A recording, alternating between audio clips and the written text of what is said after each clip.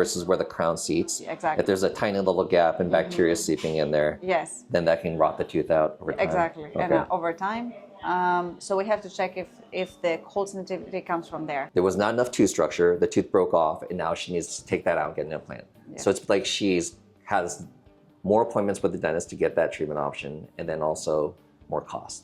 Exactly. Right. Ever wonder why that one tooth is so sensitive to cold? Well, it could be more than just a simple cavity. Today, I sit down with fellow expert and prosthodontist Dr. Kukuzaki, and we discuss some of the surprising reasons behind some of this tooth sensitivity. We also discuss crown issues and how some of the wrong treatment options can even lead to bigger problems like tooth loss. And make sure to stick around to the very end because we discuss how we make the tough call between deciding between a root canal and a crown and what may be the best option for you. All right, so let's get started. We saw that, a patient who had some sensitivity on her canine tooth, right? Yeah, well, no, it was actually the tooth behind it, right? So when a patient comes in, I like to say like you as a prosthodontist, like a super dentist. So like patient comes in, we know that patients can have cold sensitivity through many different mechanisms, right? Yeah. So me as a periodontist, I typically see cold sensitivity that may happen. First thing that I'm gonna think about if somebody refers a patient to me is like gum recession, right? But that patient really didn't have any gum recession on the tooth that she was pointing out to me on her canine. But I wanted to ask you, what's your decision tree and what do you do about it? So like when a patient has cold sensitivity, they come in, they say, hey, every time I eat ice cream or like a cold soda or cold water, whatever, like I'm getting sensitivity. Yeah, normally it's because something is exposed that shouldn't be exposed in the mouth. So we want to find out what's that. If it's a recession thing and it's gum recession. on a natural, on a natural tooth, gum recession, in this case we have to do the surgery, or we have to cover it with crown, depending on how is the tooth structure apart from that upper part, the cervical part. Like if we're talking anywhere, let's say cementum is exposed, which is not enamel. We hear about enamel in commercials all the time, and then below the gum line though they don't have the enamel, so they get sensitive. Exactly. But the funny thing though is that not everybody has that. No. Some people, were you just had the recession? Were your gums sensitive or were your teeth sensitive or no? A little bit. A little bit, yeah, okay. A little bit. Some people are super sensitive, where they're like going out there and they're breathing the cold air, and then they say that their teeth hurt, right? I had abfraction too, so that's why that was another reason why the deeper abfraction it was, like the deeper sensitivity would give me. Right. Right. Okay, so we talked about the gum recession potentially causing sensitivity. Yes. So what are your other thoughts in regards to what would cause, like what's your decision tree? Sometimes I check if there is a crown. I have to check, the margins to see if it's something that actually it's not properly sitting on the tooth. So that's why the dentin inside is exposed. So if there's a gap between the prepared natural part of the tooth versus where the crown seats. Exactly. If there's a tiny little gap and bacteria seeping in there, then that can rot the tooth out over time. Exactly. Okay. And over time, so we have to check if the cold sensitivity comes from there. How do you test for it? We have to check the margins. Okay. A lot of times it's very visible because the gum have recessed. Right. So you don't even need an X-ray for that. Okay. Normally we should have an X-ray from the day that it was cemented, that the crown was cemented. Okay. But if we don't, and the patient is here, we can clinically check it. Okay. So you check with your little sharp probe. Yes. Yeah. And then you look at the X-ray too. Yeah. But sometimes you said that it's so obvious you don't even need the X-ray. Exactly. Okay. And then, of course, the treatment goes, according to what we feel the whole mouth needs, and then, of course, that specific individual tooth. If that's the sensitive part, we have to make sure what can we do to prevent that. If it's something that we feel like it's because of a gum recession, that's not too bad. Just making sure we just monitor it over time. Right. Yep. Tooth brushing would be, of course, very important for this area. Because it's cavity prone? Cavity prone, and so you want to keep it really don't clean. want to brush it. So we want to just inform them that they should brush it because it's tooth that should be, a tooth surface that should be properly cleaned. So you bring up a very important point, is that they're getting sensitivity, so they want to avoid it, but that's the worst thing you could do. Yes. Right. You got to keep it clean. Yes. I tell people it's like an infection on your arm that's bothering you. It's red, puffy. You're supposed to wash it with soap and water, but you don't want to touch it, but you want to keep it clean. Otherwise, it's never going to get better, right? Yes. Okay. And of course, if there is any caries or Cavities, something, cavities that is very, they're very visible, we have to treat them right away. Okay. For crowns is the most important and let's say tricky part, just because a lot of times we don't see what's underneath. Right. So because on the X-ray it's all white. Yes, it's all white. If it's a metal, you're not going to even see, where the margin is a lot of times. Right. It's kind of like covering it from back to front from the X-ray. So that's why it's super important to just also clinically check it. Yeah. I think you brought up a good point with our last patient there, though, because she had like a gap underneath her crown, and it's kind of like, unfortunately, because we can't see anything what's going on underneath that crown, it's showing up as all white. When we're looking at a typical X-ray at a filling or a cavity or something like that, you're basically looking for darker demineralized areas, right, to show if you have a cavity or anything like that. But the problem is that we can't do that with a crown, again, because it's all white, right? So you can't see any darkness area, because that bright white is just kind of like superseding everything. So you said basically to that patient, the only thing that we can really do is just kind of like see and monitor, and if this can reverse itself and get any better, hopefully that sensitivity can go away. Because there's a lot of times where patients like sensitivity can just get better and just go away, right? Yeah. But in a case like this, our only recourse is basically, if this doesn't get better, or it's just staying like at the same level, at a certain point we might just have to cut the crown off. Yes. And then investigate what's going on underneath there. Yeah. The problem though is that once we do that, she needs a totally new crown, right?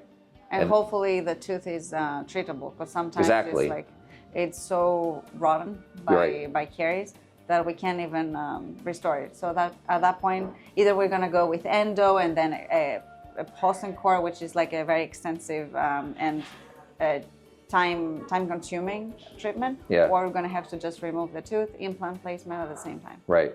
So basically, you're saying and she had that crown for a long time, right? That's what she said. I don't know how many years, but I'm assuming, let's say 15 years. So how much intact tooth structures are underneath the crown? We have no idea until we take it off. Exactly. And then here's the problem where dentistry gets really subjective at that point too. People will say, okay, well now, hey, there's enough tooth structure technically remaining here. We're gonna shave down to get to the solid part of the tooth. And then we're gonna also root canal it, right? Yes. Because the cavity got too deep towards the nerve area. Now what we're gonna have to do is we're gonna have to like bulk up the tooth, right? Because post and core, whatever. And then we're gonna crown it. Yes. But now what is the lifespan of that tooth gonna be, right? That's been a treatment option that's been around a long time.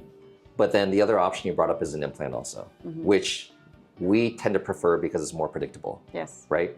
Because what's going to happen, because we see a lot of patients, actually I had a patient here 1 hour ago for a consultation. It was a root canal tooth that was broken off at the gum line. Because this patient had that treatment option, the first one that you mentioned. There was not enough tooth structure, the tooth broke off, and now she needs to take that out and get an implant. Yeah. So it's like has more appointments with the dentist to get that treatment option, and then also more cost. Exactly. Right. Yeah. So yeah, definitely we depends on the age also of the patient, of course. Absolutely. Right. Like if we want to just make sure the tooth stays in the mouth for at least 5-6 years, that's possible. And if the patient wants to pay the money to do the endo, the root canal treatment, the post and core, and the crown, that's safe for 5-6 years.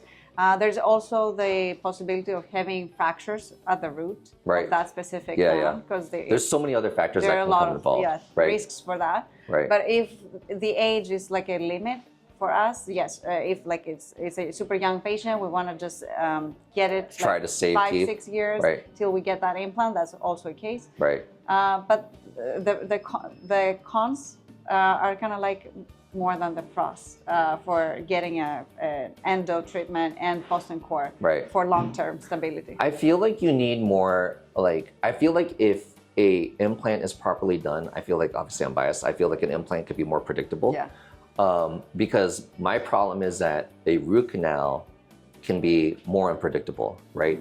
Not saying a root canal can, obviously can be very well done, but you're gonna be more dependent on how good your provider is going to be. Was it an endodontist, whoever's like doing this root canal that's had tons of experience, find all those extra canals, and that's a whole nother conversation in itself. and then also how much remaining tooth structure it is. Everybody is like got like a different amount of remaining tooth structure. That's what patients need to understand, is that people think that you're a candidate for one procedure versus the other even before like you take the crown off. We don't know what's like going on underneath that crown, right? So it's even hard for us to give you a solid answer, right? Exactly. But again, if you were trying to ask us what's going to be most predictable over the long haul, then yeah, implant's probably going to be the option. Yes. But then there's, again, other factors that are involved. What tooth are we talking about? Is it a front tooth or is it a back tooth? Exactly. Right? Because then a front tooth, when we do a dental implant, if it's not properly done, can be a horrendous nightmare, right? We've seen cases like that. So, you know, do you want to take a tooth out and head like to an implant? Then, you know, again, go to somebody who's very well like rehearsed in doing front tooth implants. Make sure that you get a very good predictable result. And then here's my other, like, and again, this conversation is getting real deep in the weeds. But for example, like if you do a root canal, here's my other point, is if you ever do a root canal in a front tooth, like get that monitored, x-rayed, and stay on top of that.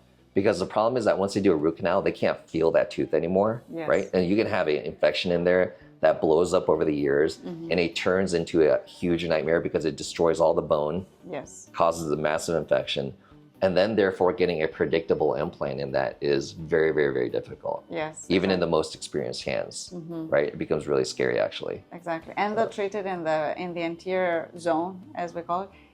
It's very, very important to like try to make it as good as possible, but a lot of times we have that discoloration of the tooth. Yeah, that too. That we're trying to do internal bleaching or external bleaching. That can cause also like other things like cervical, you know, lesions. Because how do you call that? The internal and external. How do you call it? What do you mean, like resorption or? Yes, okay. The resorption. Yeah, especially internal bleaching is something that can cause that. Once that resorption starts, we know that there is a limit, like there is an age limit to that tooth. Yeah. And then we have to just monitor, because if the bone is lost, then we have to, you know, make sure when we get that implant, we're going to have enough bone. And if we don't, what's going to be the alternative? You know, there are a lot of like pros and cons of that anterior zone. So like, that's such an interesting conversation within the anterior aesthetic area, right? The question's always going to be, like, let's say you got a monster cavity or you had some trauma, right? Let's say you fell on your face and you chipped off half your tooth, or you broke your tooth almost to the gum line, not that bad, right? You could do a root canal and crown, or you could do extract and get an implant. Like, what's the better option, right? So again, age comes into play. I think biotype comes into play, right? How thick is your bone and gum? Like, the thicker the biotype, the more predictable, especially with like these implants. So like, let me ask you a question. If that were to happen to you being a female under 30 years. Sister, okay, yeah, it did. Yeah. But it happened to her when she was younger, right? Yeah, she was younger. So age was one of the factors that we decided to keep the tooth. Yeah. But that happened actually. Internal bleaching, external bleaching, resorption, cervical resorption. Yeah. At least it was treatable at that point. Yeah. But that, you never know, it can come back. So I've talked to many endodontists, and they said that even if the endo is perfect and the resorption has started, you never know when it's going to come back. Okay. And it will be closer to the upper part of the root.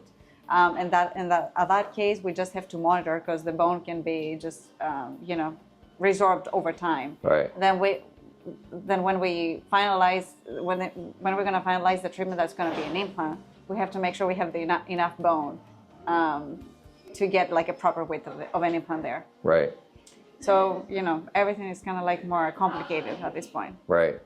All right, so hopefully you guys like that information. Hopefully it answered a lot of your questions out there. And to sum it up, basically, sometimes you can get sensitivity because your gums have receded, and you can fix that with a simple gum graft. And sometimes you can have sensitivity because you're actually having issues with your tooth, right? So sometimes you might need a new crown, or might need to replace a crown.